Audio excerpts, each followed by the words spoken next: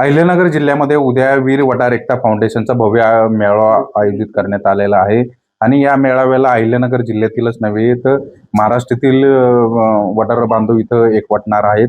नेमका या मेळाव्याचा उद्देश काय, या मेळावा आयोजन करण्याचा हेतू काय, या संदर्भात आपण ज्येष्ठ साहित्यिक वडार साहित्यिक चव्हाण सर यांच्याशी बातचीत करणार आहोत. सर, खरं तर उद्या भव्य असा वडार एकता तुमच्या संघटनेचा इथं अहिल्यानगर जिल्ह्यात मेळावा होतोय. हा मेळावा घेण्याचा हेतू काय नेमका? या देशामध्ये विकासाच्या प्रक्रियेमध्ये वडार समाजाचा सिंहाचा वाटा आहे. या सिंहाचा वाटा असलेल्या समाजाला स्वातंत्र्यानंतर काय लाभ झाला हा प्रश्न आम्हाला पडलेला आहे. म्हणून आतापर्यंत महाराष्ट्रामध्ये अनेक संघटना आल्या गेले, परंतु आमच्या समाजाचे प्रश्न अजून सुटलेले नाही.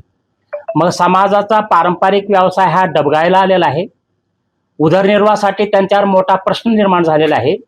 आमच्या वडार समाजातील युवक शिकतात, बेरोजगारी आहे, त्यांचा नोकरीचा प्रश्न निर्माण झालेला आहे. अशा परिस्थितीमध्ये आमचं नेतृत्व मिळत नाही. आमच्या समाजाला एक नेतृत्व मिळालं पाहिजे, आमचा नेता मिळाला पाहिजे या अपेक्षेने आमच्याकडे पाहत होते. त्या समाजाला एक नवीन नेतृत्व आम्हाला प्राप्त झालेलं आहे आणि या दृष्टिकोनातून आमचा प्रश्न सुटावा यासाठी वीर वडार एकता फाउंडेशनची स्थापना करण्यात आलेली आहे. हे फाउंडेशनचे विद्यमान अध्यक्ष विजयदादा गोरे हे आहेत.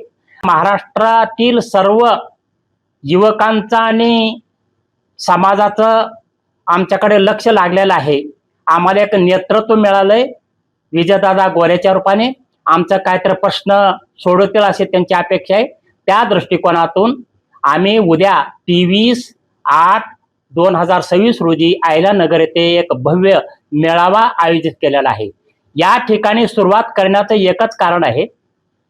26 जून 1994 रोजी महाराष्ट्रातील तमाम वडार बांधवांनी या ठिकाणी भव्य मेळावा आयोजित केला होता आणि पहिली संघटना तिथं स्थापना झाली.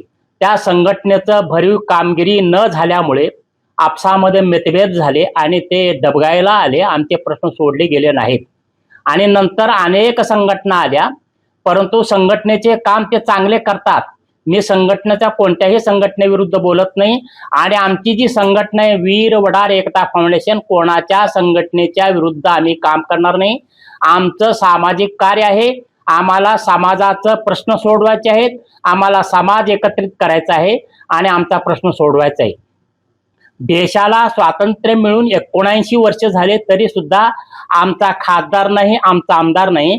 जोपर्यंत आमचा लोकशाहीमध्ये प्रतिनिधित्व मिळत नाही तोपर्यंत आमचा प्रश्न अजेंड्यावर येऊ शकत नाही आणि जोपर्यंत विषय अजेंड्यावर येत नाही तोपर्यंत आमचे प्रश्न सोडवले जात नाहीत. तो प्रश्न घेऊन विजयदादा गोरे यांनी मैदानात उतरलेले आहेत आणि समाजाचा प्रश्न ते मंत्रालयामध्ये विधानसभेमध्ये मांडण्यासाठी ते आतुर झालेले आहेत आणि त्याच अपेक्षेने त्याच नजरेने समाज आमच्याकडे बघत आहे. म्हणून आम्ही पहिल्यांदा इथं अहिल्यानगरमध्ये हा मेळावा आयोजित केलेला आहे. या मेळाव्याच्या माध्यमातून संपूर्ण महाराष्ट्रातील एकूण 33 जिल्ह्याचा दौरा आयोजित केलेला आहे, जेणेकरून समाज एकत्रित यावा. गटातटाचं राजकारण, वैयक्तिक स्वार्थ बाजूला ठेवून सर्व युवकांनी वीर वडार एकता फाउंडेशनमध्ये सामील व्हावं आणि विजयदादा गोरे यांचा हात मजबूत करावं यासाठी आम्ही काम करत आहोत आणि पुढील येणाऱ्या काळामध्ये नक्कीच आम्हाला यश मिळेल.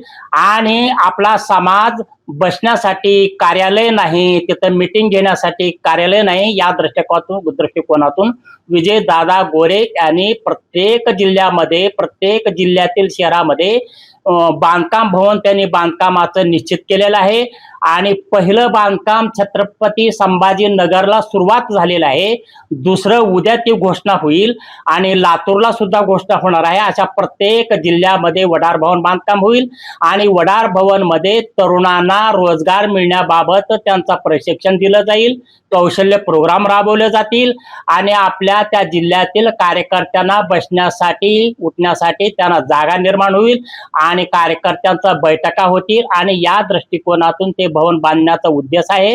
आणि संपूर्ण महाराष्ट्रामध्ये वीर एकता फाउंडेशन साठी भरभरून आम्हाला प्रतिसाद मिळत आहे. खरं तर अशा संघटना होताना सुरुवातीला नेते संघटना उभे करतात आणि त्यांचं काही मोठं झालं तर संघटनाकडे दुर्लक्ष होतो किंवा त्यांची जे पोळी भाजून घेतात आणि संघटनाकडे दुर्लक्ष होतो.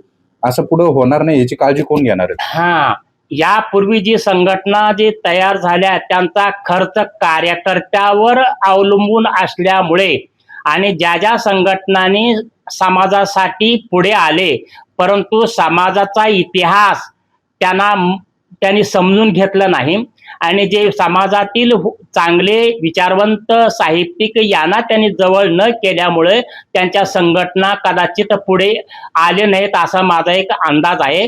आणि ही वीर एकता फाउंडेशननी मात्र तरुणांना, सच्च्या कार्यकर्त्यांना, साहित्यिकांना, विचारवंतांना त्यांनी जवळ केलेला आहे, जेणेकरून समाजाचा इतिहास समजून घेणे. जोपर्यंत समाजाचा इतिहास तुम्ही समजून घेत नाही तोपर्यंत चळवळ पुढे जाऊ शकत नाही. म्हणून विजयदादा गोरे यांनी समाजाचा इतिहास समजून घेण्याचा त्यांनी प्रयत्न केलेला आहे आणि आमच्यासोबत सगळे विचारवंत सच्चे कार्यकर्ते जोडले गेल्यामुळे हे फाउंडेशन आम्हाला नक्कीच पुढे घेऊन जाईल असा माझा विश्वास आहे. खरं तर तुम्ही बघू शकता उद्या मोठ्या प्रमाणात अहिल्यानगर जिल्ह्यामध्ये हे वडार समाजाचा मेळावा होणार आहे आणि या मेळाव्याला लाखोनी जे वडार बांधव आहे येण्याची शक्यता देखील वर्तवण्यात येत आहे. पोपट पिटेकर, अहिल्यानगर.